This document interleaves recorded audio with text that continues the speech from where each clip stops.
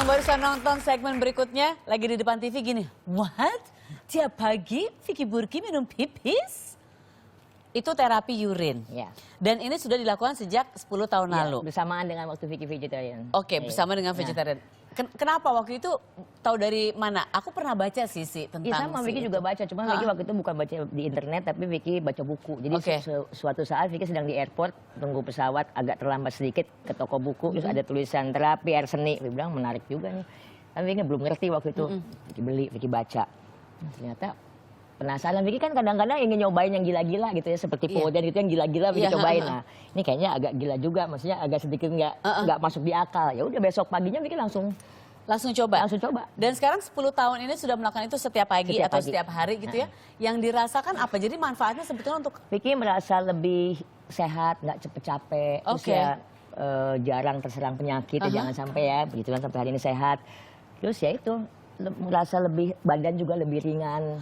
Aku bingung tapinya, aku pikir urin atau keringat itu mengeluarkan cairan yang harusnya ada racun-racun atau racun dalam tubuh Itu kita. kan atau detox, karena itu kan datangnya dari darah ya. Kalau misalnya kita buang air besar itu dari usus, ya itu kotoran semua yang harus dibuang. Tapi kalau urin itu enggak, dia karena dia dari darah. Jadi itu semua sari makanan dibalik jadi detox akhirnya, membuang semua racun. Kayak kalau dulu waktu kecil kan kita suntik vaksinasi, apa itu kan yang dimasukin sebenarnya bukan obat, itu kan kayak kuman untuk supaya mereka jadi lebih. Oh gitu ya. Gitu. Dan itu katanya ada yang nyembuhin banyak, ada orang, bukan banyak, aku nggak tahu sih ada berapa orang, cuman ada yang bilang bahwa bisa menyembuhkan asma atau apa segala macam. Itu kalau dulu istilah simpelnya zaman orang tua zaman dulu, kalau misalnya kita sakit mata pakai pipis dikompres gitu, atau ada luka dikompres gitu. Pernah dengar nggak? Atau sakit gigi? Enggak, aku nggak pernah dikompresin pakai pipis. Enggak, jadi semakin tambah belek gitu ya? Enggak. Serius? Gini, kayak Vicky sekarang. Vicky kan kemana-mana kalau di Jakarta saking macetnya nggak pernah bawa mobil. Iya. Vicky naik motor dong, sama ojek. Ada ojek langganan, ojek langganannya cakep. Terus cakep ganteng. Harusnya cakep, kalau nggak males. Ya, boleh minta nanti nomornya, siapa tahu harus pakai ojek kan suka jadi telat. karena Vicky terlalu banyak naik motor, even tuh Vicky pakai helm, tapi kan debu. Nah, jadi Vicky kalau malam pulang kerja sampai rumah pipis terus ke mata langsung semua kotoran-kotoran belek-belek keluar. Memang perih banget. Oh gitu. Itu berarti ya? kalau perih itu kotoran banyak, jadi langsung keluar semua putih-putih gitu karena makanya itu sebabnya. Oh. Jadi buat ngebersihin. Jadi pipis ini berharga sekali ternyata ya. Sangat. Ini lagi nggak usah bayar. Ya nggak usah bayar, bener. Nggak usah bayar. Gratis. Tapi gimana kalau malam sebelumnya baru makan petai? Nggak apa-apa. Nggak apa-apa. Kalau pipis itu balik lagi sama seperti Poden, mindset. Jadi kita mau makan apa aja, minum pipis nggak masalah, nggak harus vegetarian. Alright, gitu. Cuman ya kita harus kuat. Iya harus kuat karena ya ini kan gitu. sesuatu Banyak yang orang yang nggak tega. Bukan tidak normal, tidak umum gitu normal, ya. Bener. Tidak emang agak normal sedikit. Iya, yang tidak umum. Saya mau undang tamu saya ini kalau bicara soal kesehatan, soal olahraga kayaknya nggak asoy kalau tidak mengundang tamu saya yang satu ini. Saya mau tanya, nah kalau tamuku ini dia punya ritual atau kebiasaan yang juga tidak umum atau gimana ya? Ini kan urin terapi gitu ya. Kalau Mas Ade Rai ada apa nih? Mas Ade Rai, selamat datang kembali. Jangan akan aku lagi. Sehat Mas? Terima kasih sudah hadir di sini. Silakan duduk Mas Ade. Mau minum dulu? Makasih. Oke. Tadi sudah dengar ya pembicaraan kita. Mungkin sekilas Mbak Vicky Burky punya terapi yang cukup unik tapi bermanfaat untuk dirinya sendiri, dan teman-teman juga sudah coba ya, beberapa orang mungkin sudah coba juga dan memang merasakan manfaatnya. Kalau Mas Ade sudah pernah coba atau pernah baca atau mungkin punya ritual sendiri untuk ini, untuk kesehatan? Ya pada dasarnya sebenarnya apapun yang kita lakukan ya, selama kita lakukan dengan senang hati ya, dan juga tidak ada satu keterpaksaan dan udah terbiasa ya, Vicky melakukannya, saya rasa itu satu hal yang baik.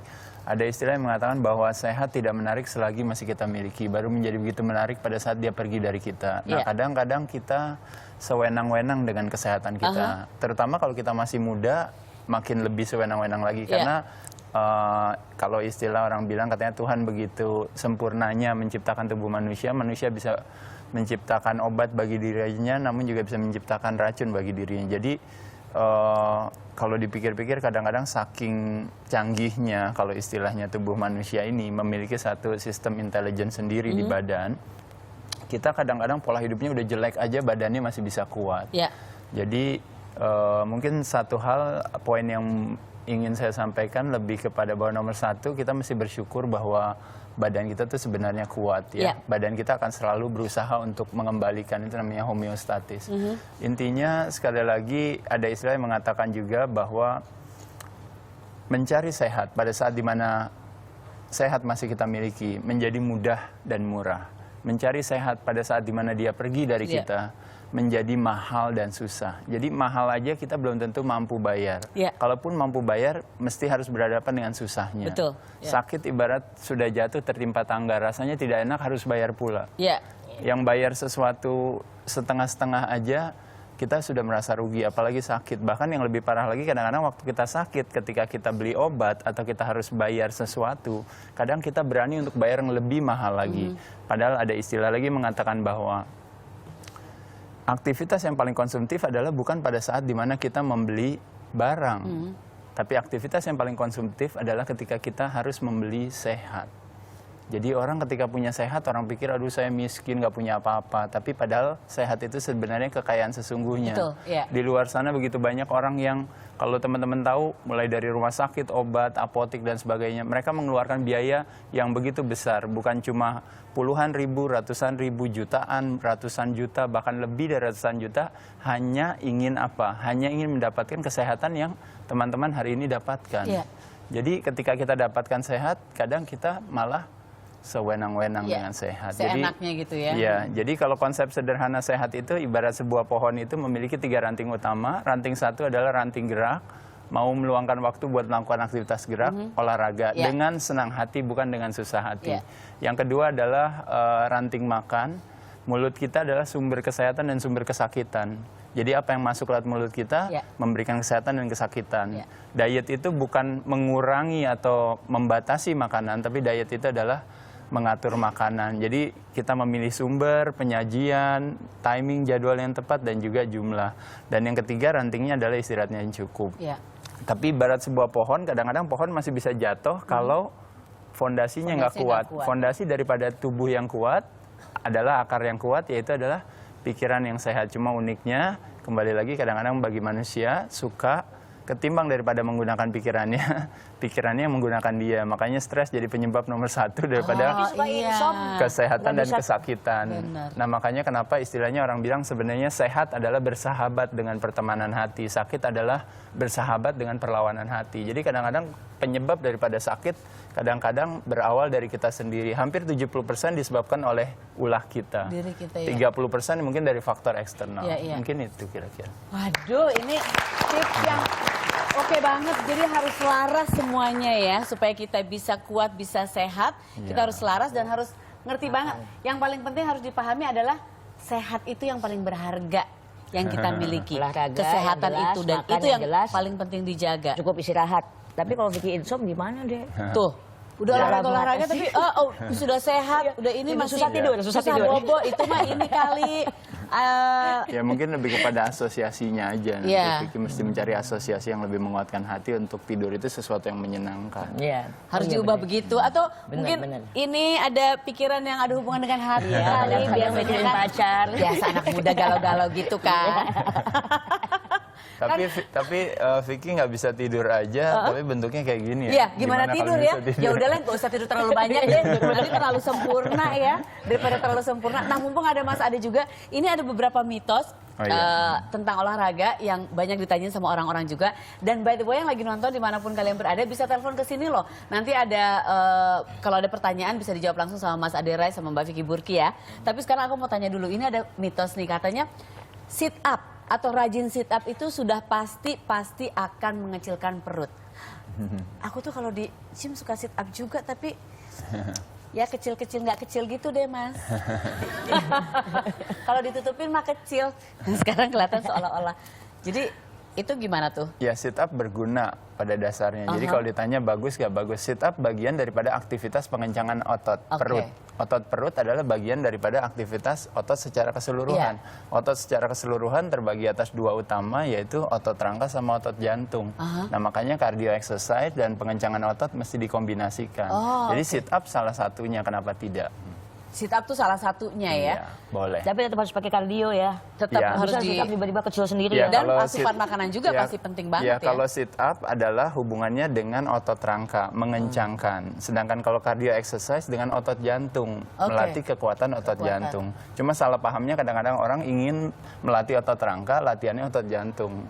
Oh, kebolak-balik gitu maksudnya. Kalau misalnya Contohnya misalnya gini, saya tangannya mau bagus, lalu saya lari, nggak nyambung nggak, sebenarnya. oh iya nggak. Kalau misalnya ini nyambung nggak? Kalau misalnya aku rajin sit up, jadi aku tiap malam boleh makan martabak.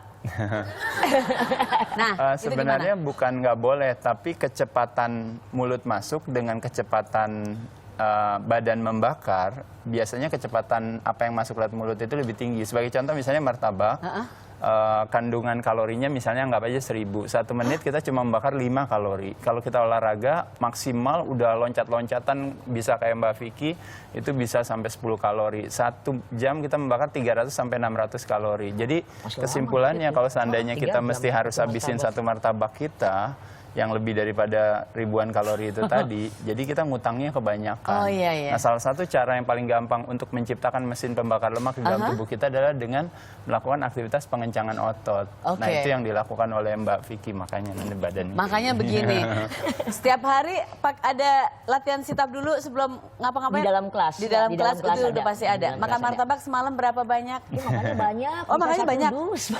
Makanya bisa satu dus. Ya tapi kan olahraganya juga kenceng setiap hari, jadi nggak masalah. Martabak. Ya, Ini jadi ada mitos lagi nih. Kalau istilahnya most of the time we eat good clean food, anytime bisa makan apa aja. Oh gitu ya. Most of the time we eat good clean food. That means anytime we can eat bad Anytime we food can atau eat, apa aja. nggak usah takut apa. Iya, Oke. betul. Ini juga sebetulnya Mbak Vicky juga boleh jawab sih, boleh tambahin kalau mau. Ini ada mitos juga, berhenti melakukan fitness. Biasanya kita fitness, olahraga sudah setahun nih, terus tiba-tiba berhenti gitu, itu katanya badan langsung kendor. Iya, betul. Benar? Jadi Mbak ada, Vicky bilang iya. Kalau Ya. nggak kendor, gendut. Kalau nggak kendor gendut langsung ya. ya mungkin sebenarnya kalau mempersingkat waktu, yang salah itu sebenarnya bukan olahraganya, tapi yang salah itu adalah berhentinya. Jadi kalau ada orang yang nggak pernah mandi, ditanya sama temennya, kok kamu mau gak biar lebih wangi? Yuk saya ajak kamu untuk mandi.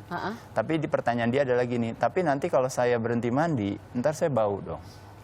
Nah lalu ada orang lagi ditanya, dia tidak bekerja, dia tidak punya penghasilan. Lalu temannya datang ke dia dan menanyakan pada dia, misalnya, saya bantuin yuk kamu yuk kerja. Lalu pertanyaan dia adalah, tapi nanti kalau saya berhenti kerja, nanti saya nggak punya uang dong. Nah jadi sama aja kayak dia tadi, nggak pernah olahraga, diajak temennya olahraga, lalu jawaban dia adalah seperti pertanyaan itu. Nanti kalau saya berhenti olahraga, ntar badan saya jelek. Benar. Ya udah deh, jadi aku nggak usah olahraga aja kata gitu. Loh gimana sih gitu, mindsetnya jadi berantakan ya. Jadi jadikan mandi, Iya. jadikan kerja, Iya. jadikan olahraga sebagai bagian daripada hidup kita. Lifestyle ya, bagian dari bagian Jadi, hidup ya. jangan berhenti, kenapa mesti punya pemikiran berhenti? Benar. Ya? Kenapa harus berhenti? Orang itu bikin kita sehat Iya, juga kalau ya. berhenti nanti Iya. gitu, jadi Iya. kendor, jadi gendut. Iya, Nah, oke. kan nggak Jangan oke ngeliatin dong. aku, jangan tunjuk-tunjuk ke tangan aku. Sebenarnya unik dengan olahraga. Ketika teman-teman tiap hari sikat gigi, tidak ada orang yang bilang kalau teman-teman itu disiplin. Iya, well, you have to do it, memang harus gitu Ya, ya. tapi memang. ketika teman-teman olahraga tiap hari, lalu teman-teman mendapatkan konfirmasi bahwa teman-teman dianggap disiplin. Iya. Padahal nggak nyambung. Iya, benar. Dua-duanya sama aja. Iya. Adalah sebuah kebutuhan yang mesti kita lakukan. Benar, sebuah kebutuhan yang mesti kita lakuin, itu penting sekali untuk diingat. Sekali lagi untuk yang mau telepon ke sini langsung aja ya, telepon ke 021, ini 295461188. Maaf aku ngelirik ke situ ya, soalnya contekannya di situ ya. 021 295461188 untuk yang di Jakarta. Mas, geser dulu ke sini dong Mas. Nah, atau yang di luar Jakarta 021 295461189. Langsung dijawab sama tamu-tamu saya yang hebat banget hari ini ya, langsung dijawab semuanya. Ini ada lagi nih, mitos lagi. Oh, waktunya iklan dulu ya? Oke, jangan kemana-mana. Masih menjawab mitos-mitos seputar kesehatan ya. Tetap di sini di Sarasen, ada Mas Adera dan